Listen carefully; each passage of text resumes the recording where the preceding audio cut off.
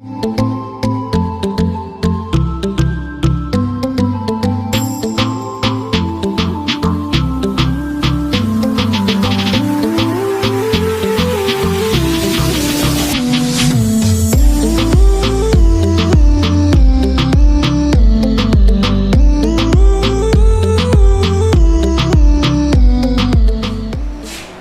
Student, नमस्कार। मैं रामस्वरूप जहांगीर स्वागत करता हूं आपका मेरे YouTube channel RJS biology education hub में।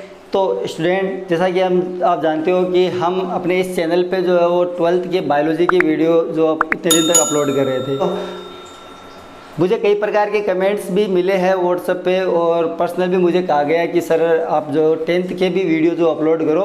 तो इसको देखते हुए और 10वीं क्लास के बच्चों के भविष्य को भी देखते हुए आज जो है मैंने डिसीजन लिया है कि एक साथ साथ में जो है इसी चैनल पे जो मैं 10th जो 10वीं है उसकी विज्ञान की वीडियो जो है वो भी मैं साथ साथ में अपलोड करूँगा। तो जितने भी मेरे सब्सक्राइबर हैं जो मेरे चैनल के साथ जुड़े हुए हैं, तो उन सबसे मेरी एक रिक्वेस्ट दरख्वास्त है कि आप जो है इन 10वीं के वीडियो को भी, आपके तो क्लास के नहीं है, तो आप जो है इन वीडियो को अपने जान पहचान के उन बच्चों तक जो 10वीं की इस साल एग्ज़ाम देने वाले हैं, यानी जो 9th पास करके इस साल जो 10th में आए, तो जो घर पे बैठे हैं और उनको जो है वो स्टडी मटेरियल जो अवेलेबल नहीं हो रहे हैं, तो आप उन तक ये वीडियो जो है ज़रूर शेयर करें और उनको बताइए, तो वो उनको भी जो है एक यूट्यूब पे जो है ऑनलाइन क्लास के माध्यम से जो सिलेबस और मैटर जो है वो घर बैठे उनको मिल सके। तो प्लीज़ आप जिनके भी पास ये वीडियो पहुँचता है, जो 12th के बच्चे जो मेरे से अभी तक जुड़े हुए हैं, जो सब्सक्राइबर है मेरे, तो उनसे सबसे रिक्वेस्ट है कि बच्चों तक इसको ज़रूर शेयर करें ताकि उन तक पहुँचे। तो आज हम जो है 10वीं क्लास के लिए जो है आज का वीडियो जो मैंने तैयार किया है, तो देखो कि हम आज शुरुआत करते हैं अपने फर्स्ट चैप्टर से। तो फर्स्ट चैप्टर जो अपना है 10th क्लास का, उसका नाम है भोजन एवं मानव स्वास्थ्य।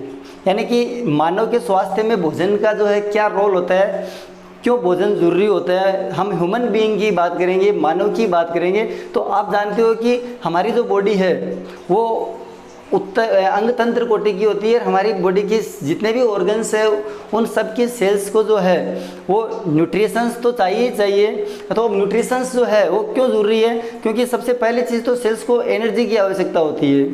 इसके अलावा हमारी बॉडी का प्रतिरक्षा तंत्र जो है विकसित करने के लिए भी जो है न्यूट्रिशंस चाहिए। इसके अलावा बॉडी की जो है रिपेयरिंग करनी है, मरम्मत करनी है शरीर की, तो उसके लिए न्यूट्रिशंस चाहिए।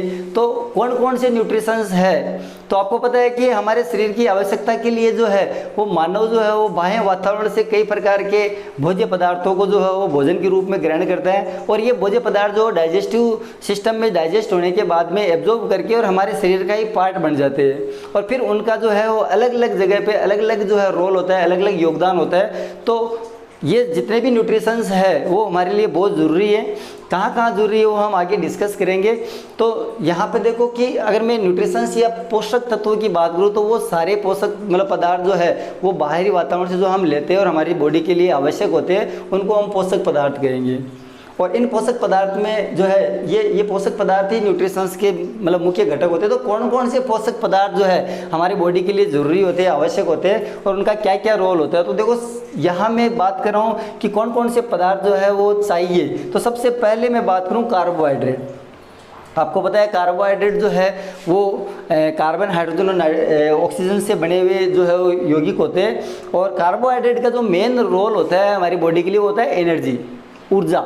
हमारी जो कोशिकाएं हैं उन कोशिकाओं की ऊर्जा का मुख्य स्रोत जो होता है वो कार्बोहाइड्रेट होता है। पहला स्रोत जो होता है वो कार्बोहाइड्रेट होता है। तो कार्बोहाइड्रेट जो है एक तो ऊर्जा के रूप में काम में आएगा, दूसरा ये संरचनात्मक घटक भी होता है। जैसे कई जीवों का कंकाल जो होता है वो काइटिन का बना होता है, तो वो कार्बोहाइड्रेट है। इसके अलावा पादपों में हम कोशिका भित्ति की बात करें तो कोशिका भित्ति जो सेल्यूलोज की बनी होती है तो वो भी कार्बोहाइड्रेट। इसके अलावा हमारे अंदर बॉडी के अंदर जो है वो फूड स्टोरेज या भोजन जो है वो स्टोर जो ग्लाइकोजन के रूप में होता है, तो ग्लाइकोजन भी कार्बोहाइड्रेट ही है। तो यहाँ स्टार्च, जैसे पादपों में और मैं बात करूँ तो स्टार्च जो है वो भी कार्बोहाइड्रेट का रूप है। पादप जो है स्टोरेज करते हैं, तो स्टार्च हो गया, ग्लाइकोजन हो गया, सेल्यूलोज हो गया, काइटिन हो गया, और अगर मैं और पॉलीसेकेराइड की बात करूँ जो जटिल कार्बोहाइड्रेट है, तो उनमें जो है वो हेमीसेलुलोज भी जो है वो कार्बोहाइड्रेट का रूप है, तो ये कार्बोहाइड्रेट हो गया पहला। दूसरा घटक जो होता है वो विटामिन। देखो विटामिन भी कार्बनिक पदार्थ ही होते हैं, लेकिन ये बहुत ही कम मात्रा में होते हैं और इन्हें हमें भोजन के रूप में जो है हम इनको ग्रहण करते हैं। बहुत कम मात्रा में ज़रूरत होती है, बहुत ट्रेस जो है अमाउंट चाहिए, लेकिन बहुत ज़रूरी है, क्योंकि विटामिन की कमी से जो है शरीर के अंदर कई प्रकार के रोग जो देखने को मिल जाते हैं। तो कौन कौन से रोग है वो आगे डिस्कस करेंगे। अभी जो है दूसरा जो पोषक पदार्थ है वो हमने रखा है विटामिन। तीसरा अगर मैं बात करूँ तो प्रोटीन। तो प्रोटीन जो है वो अमीनो अम्ल की बनी हुई जो है संरचना होती है। अमीनो अम्ल जो है वो प्रोटीन बनाते हैं और प्रोटीन हमारी बॉडी के लिए बहुत ही आवश्यक है। बॉडी की रिपेयरिंग के लिए प्रोटीन की ज़रूरत होती है। हमारे शरीर के अंदर जितने एंजाइम, जितने हार्मोन, जितने भी जो है वो सब प्रोटीन के बने होते हैं। तो बॉडी रिपेयरिंग के लिए तो है ही है, इसके अलावा शरीर की जो मरम्मत करना तो है ही है, इसके अलावा हार्मोन, एंजाइम सब के सब प्रोटीन के बने होते हैं। तो प्रोटीन भी जो है वो एक महत्वपूर्ण रोल जो प्ले करता है हमारे भोजन के रूप में। फिर इसके बाद में बात करूँ वसा की, तो वसा भी जो है वो इम्पोर्टेंट होती है। वसा का जो योगदान होता है, वसा जो है एनर्जी स्टोरेज के रूप में जो है वो यानी संग्रहित होती है। हमारी बॉडी में वसा जो है वो ऊर्जा के संग्रह के रूप में काम आती है। तो ये वसा हो गई। और फिर इसके बाद में जल और खनिज लवण। आपको पता है कि जल तो इस धरती पर जो है वो मुख्य विलायक के रूप में जो है वो एक जो घटक है। तो हमारी बॉडी की सारी क्रियाएं जो है वो जलीय माध्यम में पूरी होती है। तो जल की तो आवश्यकता है ही है, इसमें कोई मतलब कोई दो राय नहीं है। इसके अलावा कई प्रकार के मिनरल्स जो है, जो रासायनिक पदार्थ होते हैं जो हमें जिनकी हमें आवश्यकता होती है, तो वो भी हमें चाहिए। तो ये सारे जो है वो न्यूट्रिएंट है, पोषक पदार्थ है। अगर किसी भोजन में ये सारे के सारे उपस्थित है तब हम इसको कहेंगे संतुलित भोजन। क्या कहेंगे? संतुलित भोजन। अगर इनमें से किसी की भी कमी है और ये कमी अगर लगातार बनी रहती है तो हम उसको कहेंगे कुपोषण। वो माल न्यूट्रिएंट्स हो जाएगा, मतलब कि कुपोषण का शिकार हो जाएगा। तो किसी न किसी की कमी जो है वो शरीर में स्पष्ट दिखाई देती है और उसकी वजह से जो है वो थकान हो, कमजोरी हो, इसके अलावा किसी न किसी डिजीज़ या रोग के रूप में जो है ये सामने आता है, तो तब हम उसको असंतुलित भोजन कहेंगे। तो हमारे भोजन में इनकी जो है यानी इन सब की मात्रा तो है होनी चाहिए, ये सारे जो उपस्थित होने चाहिए, तभी हम इसको संतुलित भोजन कहेंगे। तो अब देखो अपन थोड़ा थोड़ा जो है इनके बारे में पढ़ेंगे कि कौन सा जो भोज्य पदार्थ जो है वो क्या क्या रोल करता है और किस किस भोज्य पदार्थ के अंदर किस किस भोजन में जो है इनकी मात्रा होती है। तो समझो आप। तो यहाँ हम सबसे पहला जो पोषक है या न्यूट्रिएंट है तो उसके बारे में हम बात करेंगे विटामिन। तो विटामिन के बारे में मैंने आपको बता दिया कि विटामिन जो है वो कम मात्रा में ट्रेस जो अमाउंट में जो है चाहिए हमारी बॉडी को, और उसकी कमी के जो है वो कई सारे लक्षण जो है वो दिखाई देते हैं। तो कौन कौन से विटामिन जो है, तो यहाँ आपके जो बुक में जो सिलेबस में है वो यहाँ पर 6 विटामिन दिए हुए हैं, तो आपको 6 याद करने हैं। और ये जो है वो एक मैंने टेबल के रूप में बताया, तो आपको इनको मेमोराइज करना है, याद करना है। थोड़ा मैं आपको समझा देता हूँ इनके बारे में। तो विटामिन जो कुपोषण है या विटामिन की कमी जो है वो इससे कौन कौन से रोग होते हैं और उनके लक्षण क्या होते हैं। तो सबसे पहले मैं बात करूँ विटामिन ए की। तो विटामिन ए जो है वो एक इम्पोर्टेंट रोल प्ले करता है, क्योंकि विटामिन जो ए है उसकी उपस्थिति में हमारी आँखें जो है, आँखों के अंदर शंकु और सलाखाएँ पाई जाती है। तो ये सलाखाएँ जो होती है वो रात्रि में देखने के लिए जो है वो मदद करती है। तो सलाखाओं के अंदर जो है जैसे ही अंधेरा होता है तो अंधेरे के वक्त जो रोडोप्सिन बनता है, और रोडोप्सिन निर्माण में जो विटामिन ए का रोल होता है, विटामिन ए चाहिए। तो ध्यान रखना कि अंधेरा जैसे ही हुआ, एकदम से प्रकाश से अंधेरा हुआ, तो अंधेरे में रोडोप्सिन निर्माण होता है। अगर विटामिन ए है तो रोडोप्सिन बढ़ जाएगा। अगर विटामिन ए नहीं है बॉडी में तो रोडोप्सिन बनेगा नहीं, और रोडोप्सिन नहीं बनेगा तो अंधेरे में दिखाई नहीं देगा। तो अंधेरे में दिखाई नहीं देगा तो उस रोग को हम कहते हैं रतौंधी। तो ये रतौंधी रोग होता है विटामिन ए की कमी से। तो शाम के बाद में मतलब जो जैसे अंधेरा होता है तो रात्रि में इसके अंदर जो दिखाई नहीं देता है। तो ये पहला रोग हो गया। दूसरा जो है विटामिन B1, जिसको हम थायमिन भी कहते हैं। तो थायमिन की कमी से जो है वो बेरी रोग होता है, जिसके अंतर्गत जो हृदय की धड़कन जो कम हो जाती है, तंत्रिकाएँ जो है और तंत्रिका पेशियाँ जो कमज़ोर हो जाती है। तो हम जो बेरी जो वर्ड है इसका मतलब ही जो है वो थकान से से होता है तो थकान जो है वो हो जाती है, कमज़ोरी आ जाती है। तो ये कमज़ोरी वाला जो रोग है वो विटामिन बी की कमी से होगा। फिर तीसरे की बात करूँ तो विटामिन B2 जिसको राइबोफ्लेविन कहते हैं, इसकी कमी से राइबोफ्लेविनोसिस जो रोग होता है, और इस रोग में मुंह और होंठ के जो किनारे हैं वो फट जाते हैं।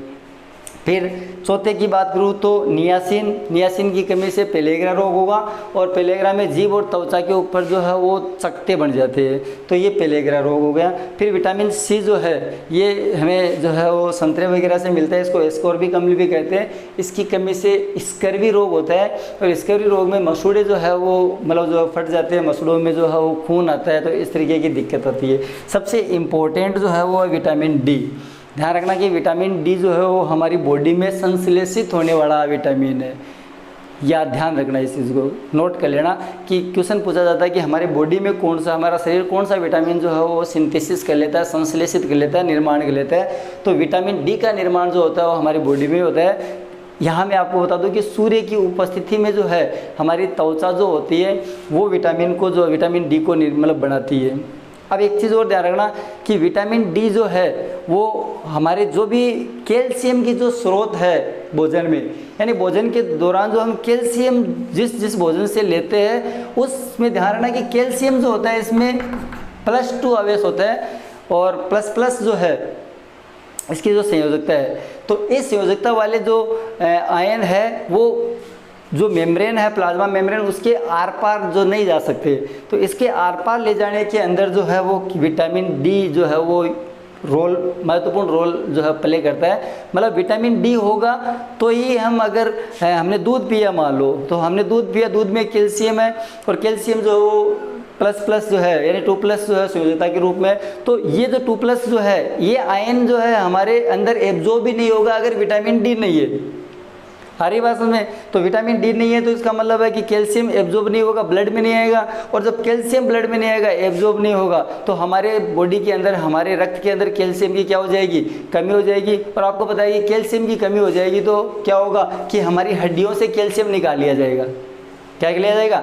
हड्डियों से कैल्शियम निकाला जाएगा, क्योंकि हड्डियां ही कैल्शियम का सोर्स है। तो अगर हड्डियों से कैल्शियम निकालिए तो हड्डियां कैसी हो गई? कमज़ोर हो गई। तो हड्डियां मुड़ जाती है, हड्डियां कमज़ोर हो जाती है, भंगुर हो जाती है, और इस रोग को जो है वो रिकेट्स रोग कहते हैं, जिसके अंदर जो पैर की हड्डियां मुड़ जाती है। तो ध्यान रखना कि ये जो भी बातें मैंने बताई बहुत इंपॉर्टेंट है। विटामिन डी हमारी बॉडी में संश्लेषित होता है, और कैल्शियम को जो है वो एब्जॉर्ब करने के लिए इसकी जो है आवश्यकता होती है, तो जिसकी वजह से जो कैल्शियम की कमी हो सकती है और हड्डियां कमज़ोर हो सकती है। इस रोग को हम रिकेट्स रोग कहेंगे। तो आगे बात समझ में आपको ये हो गए आपके विटामिन की। अब दूसरे पोषक पदार्थ की मैं बात करूँ तो वो है प्रोटीन। तो प्रोटीन मैंने आपको बता दिया कि प्रोटीन जो है वो एनर्जी के लिए तो है ही है, क्योंकि अगर ऊर्जा, अगर कार्बोहाइड्रेट कम हो गया तो प्रोटीन से एनर्जी ले जाएगी। इसके अलावा हमारे शरीर की मरम्मत करना, प्रतिरक्षा के लिए जो है वो इम्यूनोग्लोबिन बनाना, प्रतिरक्षी बनाना, एंजाइम, हार्मोन, हर एक चीज़ के लिए प्रोटीन की आवश्यकता होती है। तो प्रोटीन जो है वो मैक्रो मोलिक्यूल, बड़े मतलब वृहत जो है मोलिक्यूल होते हैं, बड़े मोलिक्यूल होते हैं, और हमारी बॉडी के लिए आवश्यक होते हैं।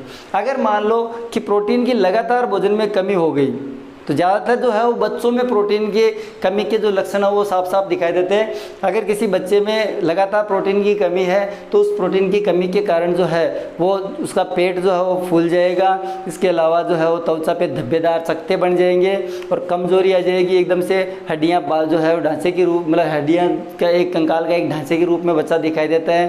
तो इस तरीके के कैरेक्टर जो है वो सामने आते हैं, और इसको हम क्वाशियोरकोर रोग कहते हैं। बहुत इंपॉर्टेंट है।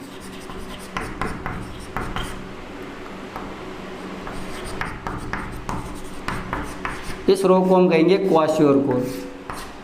ये प्रोटीन की कमी से होता है। एग्जाम में पूछा जाता है कि क्वाशियोरकोर रोग जो किसकी कमी से होता है, तो ये प्रोटीन कुपोषण से होता है। और अगर मान लो प्रोटीन के साथ साथ में एनर्जी की भी कमी होगी, कार्बोहाइड्रेट की भी कमी होगी, तो ये थोड़ा और ज़्यादा घातक हो जाता है।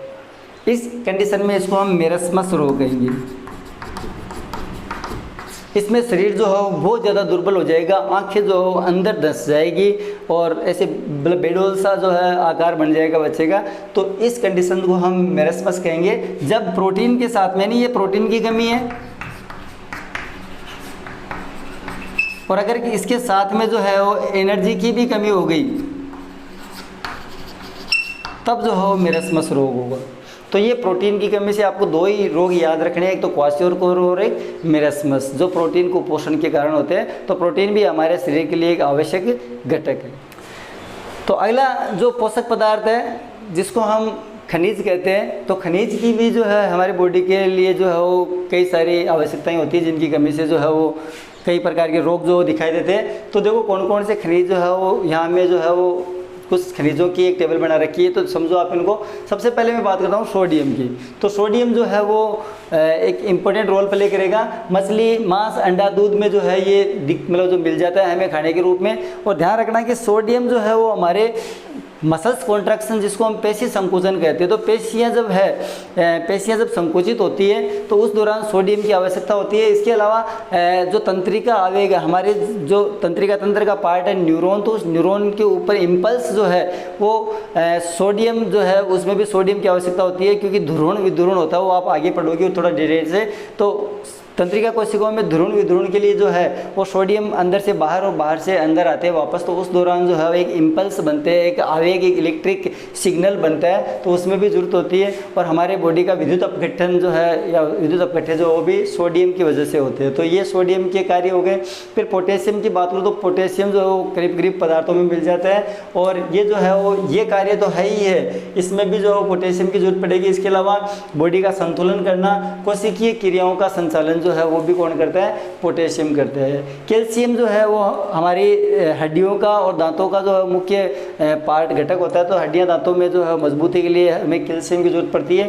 ये दूध, इसके अलावा अंडा, हरी सब्जियों में जो है कैल्शियम जो मिल जाता है, तो कैल्शियम जो है वो हड्डियों में जमा होता है। इसके अलावा तंत्रिकीय आवेग में भी कैल्शियम की आवश्यकता होती है, तो कैल्शियम भी एक इम्पोर्टेंट जो है वो खनिज होता है हमारी बॉडी के लिए। फिर इसके बाद में अगला है फास्फोरस। फास्फोरस जो है ये दूध, अंडा और यकृत वगैरह में जो है अनाज में मिल जाएगा, और जो है वो ये कैल्शियम के साथ मिलकर हड्डियों और दांतों को मजबूत करेगा। काम यही है, कैल्शियम के साथ में मिलकर ये भी यही काम करेगा जो सेम है। अब ये जो आगे वाले दो है वो इनमें से क्वेश्चन पूछा जाता है, ये इंपॉर्टेंट है। तो ध्यान रखना कि लोहा तत्व जो होता है वो हमारी बॉडी का मुख्य घटक है। लोहा जो होता है वो आरबीसी के अंदर, आपने पढ़ा है कि हमारे शरीर के अंदर जो रक्त है, रक्त के अंदर आरबीसी पाई जाती है रक्त कणिकाओं के रूप में।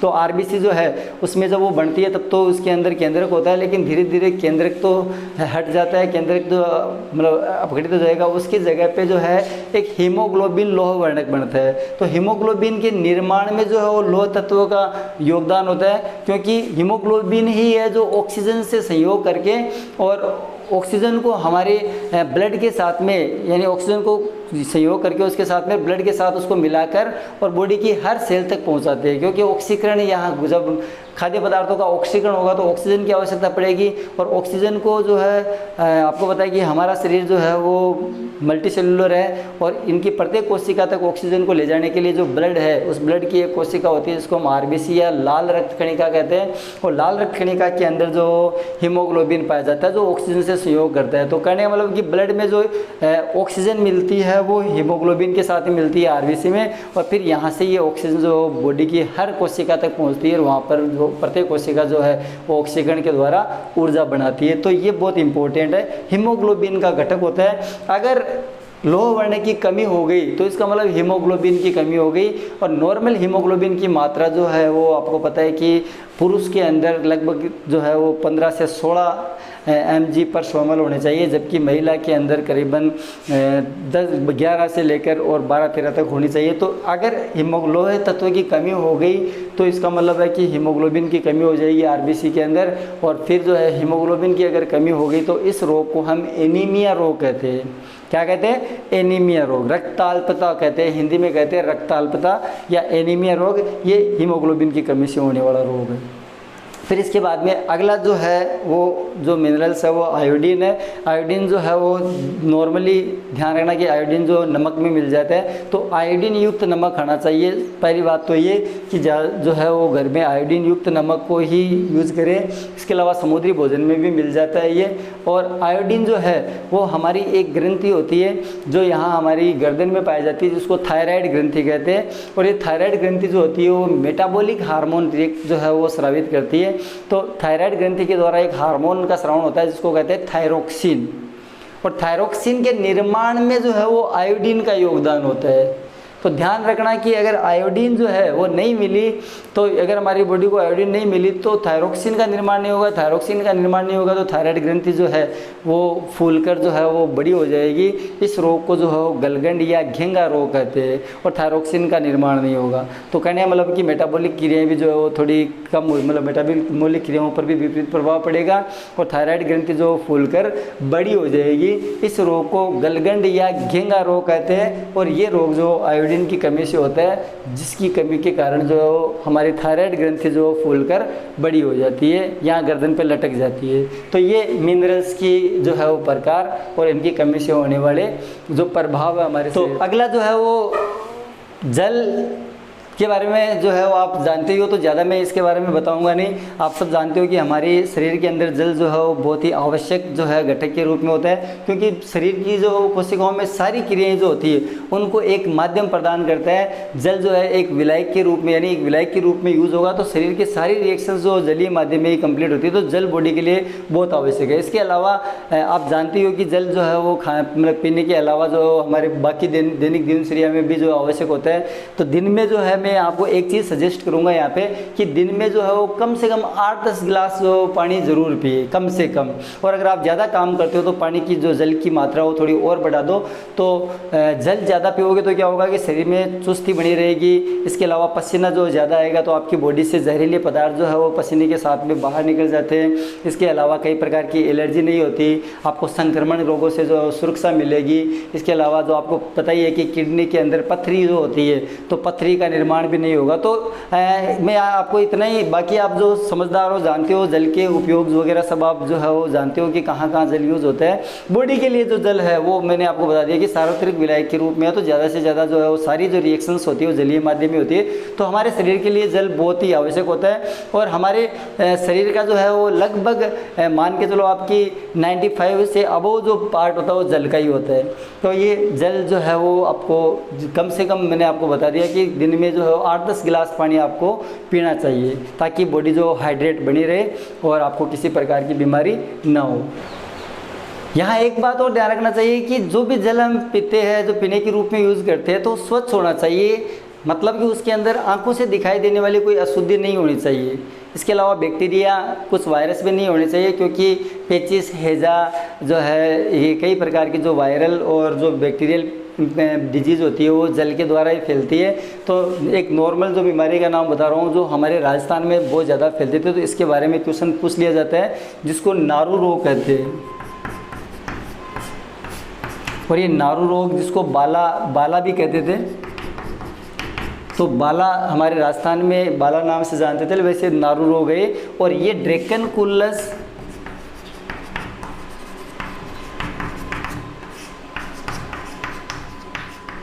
मेडिनेंसिस